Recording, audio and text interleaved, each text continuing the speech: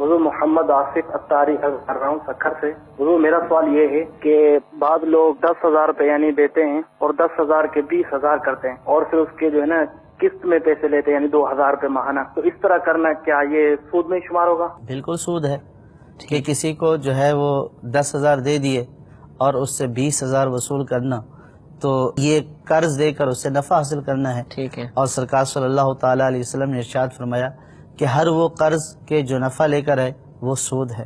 صحیح۔ اب اس کو چاہے قسطوں میں وہ لے، چاہے یکمشت جب واپس لے یکمشتی 20,000 لے لے، دونوں صورتیں ناجائز ہیں، سود ہیں۔ اور سود اللہ اور اس کے رسول کے خلاف اعلان جنگ ہے، تو مسلمان کو اس بات سے بچنا چاہیے کہ وہ کوئی ایسا کام نہ کرے کہ جس سے وہ اللہ کے خلاف اعلان جنگ کر رہا ہو۔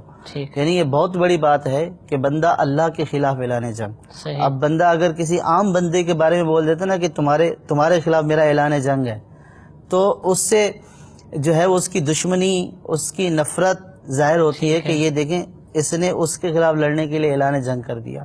تو یہاں تو اللہ کے خلاف اعلان جنگ کا اعلان ہے، سودی کاروبار کرنا، سودی معاملات کرنا، تو مسلمان کو بچنا چاہیے۔ سود سے کوئی نفع نہیں پاتا ہے، سود سے کوئی پھلتا پھولتا نہیں ہے، بلکہ سود ایک ایسا یوں سمجھیں کہ بطور تمثیل کہہ رہا ہوں کہ اگر پودے کو گندا پانی دیا جائے، کیمیکل والا پانی دیا جائے، بظاہر تو وہ لیکوڈ ہے اور یہ لگے گا کہ اس کو پانی دے رہے ہیں، یہ پھلے گا پھولے گا، لیکن اس کی جڑیں کاٹ کے رکھ دے گا۔ آپ نے کبھی ایسا شخص زندگی میں نہیں دیکھا ہوگا کہ جس نے سود لیا ہو اور وہ سرسبز و شاداب ہو۔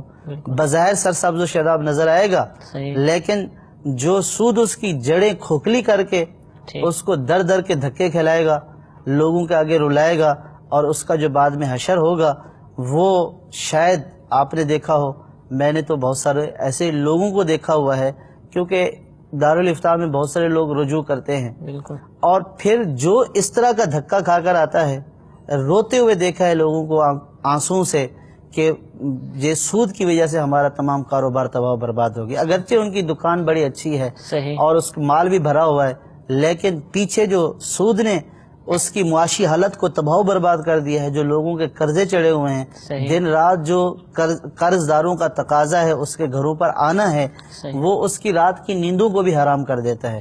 لہذا سود والے معاملے سے مسلمان کو بچنا چاہیے، لازم ہے کہ وہ سودی معاملہ نہ کریں، کہ سود سے کوئی سرسبز و شاداب نہیں ہوگا، بلکہ سود اس کی معیشت کو بھی تباہ کر دے گا، اس کے دنیاوی سکون اور آسانیوں کو بھی تباہ و برباد کر دے گا۔ اچھا، یہ لینے اور دینے دونوں والوں کے لیے؟ جی ہاں، بالکل، لینا اور دینا سود کا یہ ناجائز ہے۔ صلو علی الحبیب صلی اللہ تعالی علی محمد۔ مجھے اپنی اور ساری دنیا کے لوگوں کی اصلاح کی کوشش کرنی ہے انشاءاللہ۔